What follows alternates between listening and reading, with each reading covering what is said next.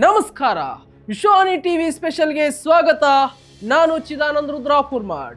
Big boss ಮನೆಯಲ್ಲಿ ಕೂಗಾಟ ಚೀರಾಟಕ್ಕೆ ಪ್ರಸಿದ್ಧಿ ಪಡೆದುಕೊಂಡಿರುವ ಚೈತ್ರ ಕುಂದಾಪುರ್ಗೆ ಸುದೀಪ್ ಕಾಲೆಳೆದಿದ್ದಾರೆ. ಅದಕ್ಕೆ ಚೈತ್ರ ಸುದೀಪ್ ಅವರಿಗೂ ಸರಿಯಾಗಿ ಉತ್ತರ ಕೊಟ್ಟಿದ್ದಾರೆ. ಈ ವಾರ ಮನೆಯಲ್ಲಿ ಚೈತ್ರ ತಮ್ಮ ಧ್ವನಿಯ ಮೂಲಕ ಮನೆ ಮಂದಿ ಎದುರು ಅಬ್ಬರಿಸಿ ಬೊಬ್ಬೆರೆದಿದ್ದರು.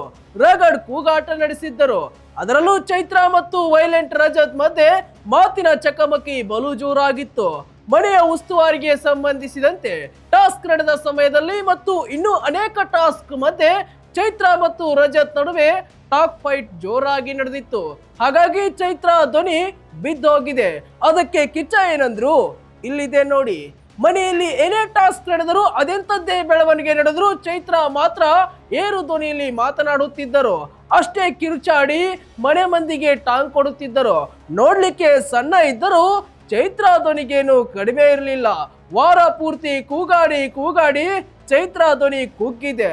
ಈ ವೀಕೆಂಡ್ ದೊಡ್ಡ ಮನೆಗೆ ಬಂದ ಸುದೀಪ್ ಚೈತ್ರ ಅವರೇ ಹೇಗಿದ್ದೀರಾ ಎಂದು ಕೇಳಿದರು. ಅದಕ್ಕೆ ಚೈತ್ರ ಧ್ವನಿ ಬಿದ್ದೋಗಿದೆ ಸಾರ್ ಎಂದರು.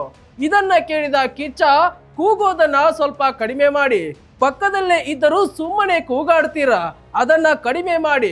ನೀವು ಎದುರಾಳಿಗೆ ಮಾತನಾಡಿದ್ದು ಸರಿ ಇತ್ತು, ಆದರೆ ಅದನ್ನೇ ಕೂಗಾಡ್ತಾ ಇರುತ್ತೀರಿ. ನೀವು ಆ ರೀತಿ ಕೂಗಾಡಬಾರದಿತ್ತು. ಇದಕ್ಕೆ ಹೊರಗಡೆ ಸೋಷಿಯಲ್ ಮೀಡಿಯಾದಲ್ಲಿ ಸಾಕಷ್ಟು ಕಾಮೆಂಟ್ಗಳು ಬರುತ್ತಿವೆ. ಅವರು ಅಲ್ಲಿ ಕೂಗ್ತಾ ಇದ್ದಾರೆ, ಇಲ್ಲಿ ನಮ್ಮ ಕಿವಿ ಹೋಗ್ತಿದೆ ಎಂದು ಜನ ಮಾತಾಡಿಕೊಳ್ಳುತ್ತಿದ್ದಾರೆ ಎಂದು ಸುದೀಪ್ ಚೈತ್ರಾಗೆ ಬುದ್ಧಿವಾದ ಹೇಳಿದರು.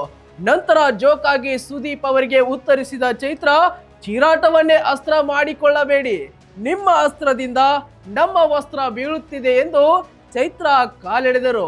ಈ ಸಣ್ಣ ಸ್ಪೀಕರ್ ಇಂದ ಅಷ್ಟೊಂದು ಧ್ವನಿ ಹೇಗೆ ಬರುತ್ತದೆ ಎಂದು ಸುದೀಪ್ ಚೈತ್ರಾಗೆ ಕೇಳಿದರು. ಅದಕ್ಕೆ ಚೈತ್ರ ಮುಗುಳ್ನಗೆ ಬೀರುತ್ತಾರೆ.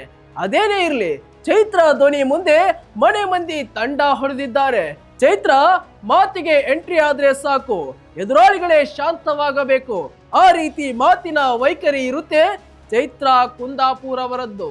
ಇದಾಗಿತ್ತು ವೀಕ್ಷಕರೇ ಇವತ್ತಿನ ಸ್ಪೆಷಲ್ ಸ್ಟೋರಿ. ಮತ್ತಷ್ಟು ವೈವಿಧ್ಯಮಯ ಸುದ್ದಿಗಳಿಗಾಗಿ ವಿಶ್ವಾನಿ ಟಿವಿ ಮತ್ತು ವಿಶ್ವಾನಿ ಟಿವಿ ಸ್ಪೆಷಲ್ ಚಾನಲ್ ಅನ್ನ ಸಬ್ಸ್ಕ್ರೈಬ್ ಮಾಡಿ. ನಮಸ್ಕಾರ.